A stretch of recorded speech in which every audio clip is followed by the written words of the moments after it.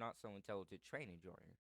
And today, I'll provide you with a Thomas video called Breaking Speedy Skips Thomas Games.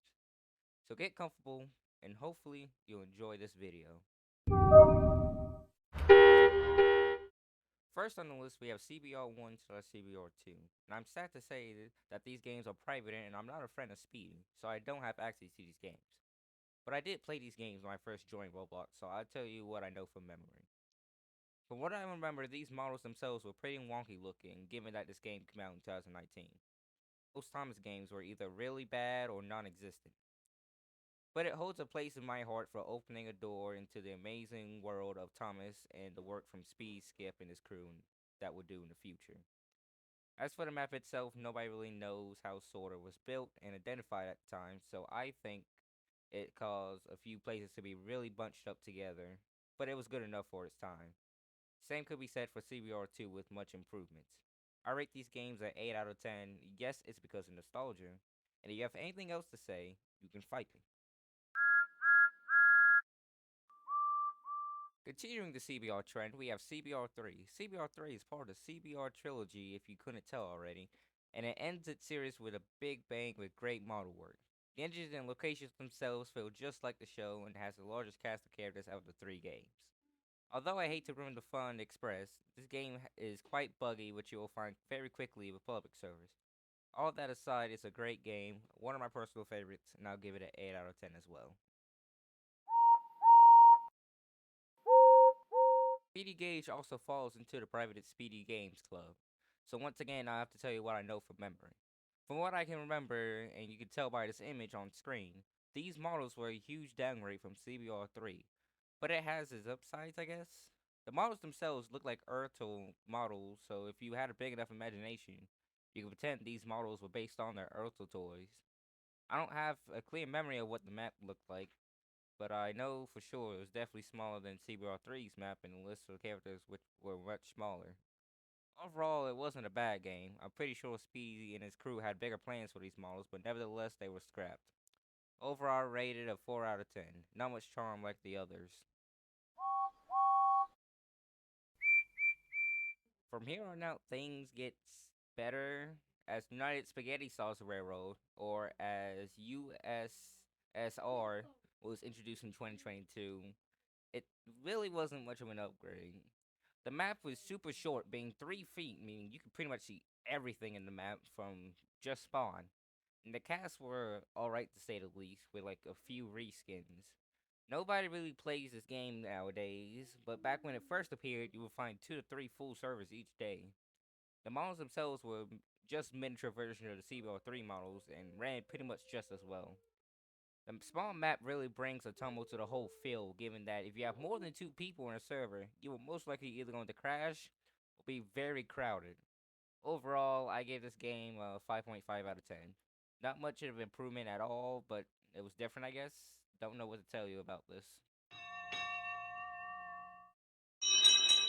Now let's get into the actual good games on this list, starting off with CBR's Narrow Gauge, the CBR spin-off. This game focuses on the narrow gauge engines instead of the Steam team and its massive standard gauge cast. It is a massive improvement from all the other games we covered on this list. The model work is amazing, giving the engines a realistic look and 3D faces for the first time, which makes this a huge step up in the Thomas and Friends Roblox community. The scenery and locations will blow your mind, making it feel as if you were sucked into the show. The only problem I have with this game is the fact that the standard gauge engines Thomas and James don't have 3D faces, but it's just a nitpick I have about it. Otherwise, this game is perfect in every other way possible. 10 out of 10. Order aka TOS is another game made with 3D faces, but now with the original Steam team. This game was super hyped up when the trailer for this game appeared on Speedy Skip's official YouTube channel, and everyone has played this game for a very long period of time, and for good reason too. It was the standard gauge version of CBR's narrow gauge. Everything about the game seemed perfect when you play it. I am warning you. If your Wi-Fi service is just as good as McD's Wi-Fi on a very busy Saturday, your experiences is going to be terrible. Some engines were super laggy. One called Sam either failed to load and left his tender out, leaving the entire server to lag. I tested to see if my memory of this game is still true to this day, and the game isn't as bad as I remember. Most of the glitches I remembered were gone now, and I still give this game a 1 out of 10. If you're wondering why I gave this game a 1 out of 10, there's a very reasonable reason. They had removed Percy from this game. And if you think I'm being exaggerative, a little bit nitpicking, I don't care. Percy is a great character and should be in every game possible. Second to last on my list is Golden Galaxy, which is the Thomas game based off the Golden Gear products of the Thomas merchandise. Now, I honestly don't have much to say about this game, rather than it's amazing. Unlike other Thomas games I've talked about on this list, this game throws everything out of the regular series books and throws everyone in his face. You heard me correctly. A game about Thomas and friends in space. And I know that sounds weird on paper, but everything about it is done right in a fun perspective. The tracks are different colors just like the products, and you're just literally in space. And there's plenty of room to move around. The only problem is that you get lost very quickly if you just started playing, but overall, really great game. I'll put this behind CBR's Narrow Gauge, giving it a rating of 9.7 out of 10.